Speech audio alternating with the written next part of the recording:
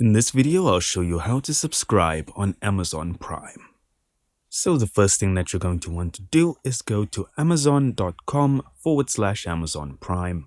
And what that's going to do is bring you to the screen here. You might be applicable for a discount if it pops up over here. If nothing pops up over here, unfortunately, you are not. What you then want to do is choose your options here: Prime Monthly, Annually, for young adults, or Prime Access. And then just click on, well, for me it'll say start your 30-day free trial. For yours it might say something different. Now next up, you'll be brought to the screen over here, and your plan will be whichever one you selected. If you want to change it to maybe annually, then you have the option here. You then have an option to enter a gift card, voucher, or promotional code if you have one, and that'll be immediately applied onto your pricing. And then of course you're going to have to add a credit or debit card.